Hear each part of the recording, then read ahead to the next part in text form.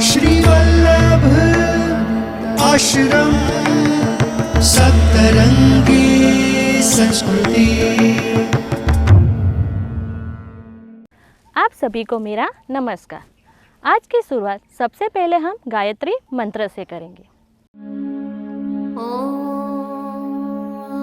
भूर्भुवः स्वः तत्सवितुर्वरेण्यं भर्गो देवस्य धीमहि धियो यो नः प्रचोदयात्। ॐ भूर्भुवः स्वः तत्सवितुर्वरेण्यं भर्गो देवस्य धीमहि धियो यो नः प्रचोदयात्। ॐ भूर्भुवः स्वः तत्सवितुर्वरेण्यं भर्गो देवस्य धीमहि धियो यो नः प्रचोदयात्।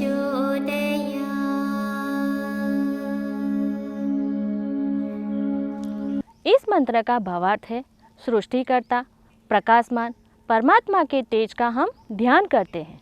परमात्मा का यह तेज हमारी बुद्धि को सद्मार्ग की ओर चलने के लिए प्रेरित करे। यह मंत्र ऋग्वेद के गायत्री छंद तथा यजुर्वेद के ओम भूर्भुवः स्वः से लिया गया है। इस मंत्र को प्रातःकाल पढ़ने से हमारी बुद्धि तीव्र होती है और हमारी याद शक्ति की क्षमता बढ़ती है। तो चलिए अब हम सच्ची लगन और गुरु भक्ति की मिसाल एकलव्य की कथा सुनेंगे। महाभारत काल की यह बात है। प्रयाग के तटवर्ती प्रदेश में दूर तक फैला हुआ एक राज्य था। उस राज्य का नाम था शृंगवेरपुर। इस राज्य के राजा का नाम था हिरण्यधनु और उनकी पत्नी का नाम था सुलेखा। हिरण्यधनु को एक बहुत ही प्यारा सा पुत्र था जिसका नाम था अभिद्युम्न, लेकिन उनके माता पिता उन्हें प्यार से अभय कहकर पुकारते थे। जब अभिद्युम्न थोड़े से बड़े हुए तब उन्हें शिक्षा के लिए गुरुकुल भेजा गया। गुरुकुल में वह अपने गुरु की सारी आज्ञाओं का पालन करते थे और लगन के साथ सारी विद्याओं को सीखते थे। इस वजह से उन्होंने कुछ ही समय में बहुत सारी शिक्षा प्राप्त कर ली। अस्त्र और शस्त्र की विद्या में भी वह माहिरत हासिल कर बैठे। इस वजह से उनके गुरु ने उनका नाम एकलव्य रखा। एकलव्य जब यह सारी शिक्षा प्राप्त करने के बाद वापस अपने घर लौटे तब उनके पिताजी ने उनका विवाह उनके एक मित्र की कन्या श्रोणिता से किया। एकलव्य अपनी धनुर्विद्या से संतुष्ट नहीं थे। वह उच्च शिक्षा प्राप्त करने के लिए गुरु द्रोणाचार्य के पास जाना चाहते थे। गुरु द्रोणाचार्य केवल युवराजों को ही धनुर्विद्या सिखाते थे, लेकिन एकलव्य के मन में जो उच्च शिक्षा प्राप्त करने की धगस थी और जिज्ञासा थी, इस वजह से वो किसी भी बात की परवाह किए बिना गुरु द्रोणाचार्य के आश्रम में चले गए।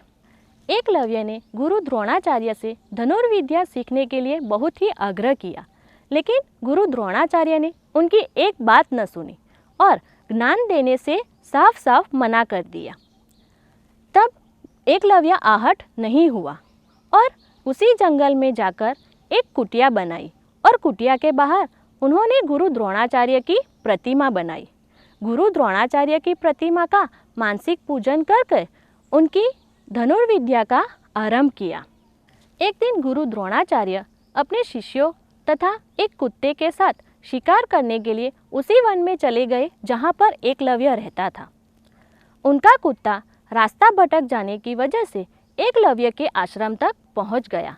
वहाँ पहुँचने के बाद बहुत ज़ोर ज़ोर से वह भौंकने लगा।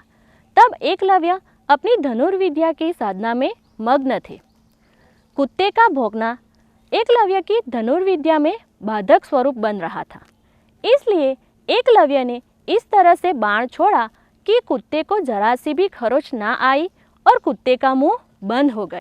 जब वह कुत्ता वापस गुरु द्रोणाचार्य के पास गया तब ऐसी धनुर्विद्या को देखकर द्रोणाचार्य बहुत ही आश्चर्यचकित हुए। वह जिज्ञासाव्रत होकर जानने का प्रयत्न करने लगे कि यह महान धनुर्धर व्यक्ति कौन है। यह जानने के लिए वह एकलव्य के आश्रम तक पहुंच गए। एकलव्य के आश्रम पर पहुंचने के बाद गुरु द्रोणाचार्य ने एकलव्य से अपने गुरु के बारे में पूछा। तब एकलव्य ने मुस्कुराते हुए गुरु द्रोणाचार्य की प्रतिमा की तरफ इशारा किया। गुरु द्रोणाचार्य ने अपनी प्रतिमा को देखकर और एकलव्य की लगन को देखकर अत्यधिक प्रभावित हुए, परंतु गुरु द्रोणाचार्य अर्जुन को महान धनुर्धर बनाने का वचन दे चुके थे। तब द्रोणाचार्य थोड़े से डर गए कि कहीं एकलव्य अर्जुन से अधिक महान धनुर्धर बन गया तो। इस वजह से उन्होंने एकलव्य से गुरु दक्षिणा की मांग की। गुरु दक्षिणा में द्रोणाचार्य ने एकलव्य का अंगूठा मांगा। एकलव्य ने हंसते हंसते अपनी दाहिने हाथ का अंगूठा गुरु को समर्पित कर दिया। लेकिन एकलव्य की लगन और गुरु भक्ति इतनी विशाल थी कि 4 उंगलियों के द्वारा बाण सीखने पर भी वह बड़े ही और महान धनुर्धर बने।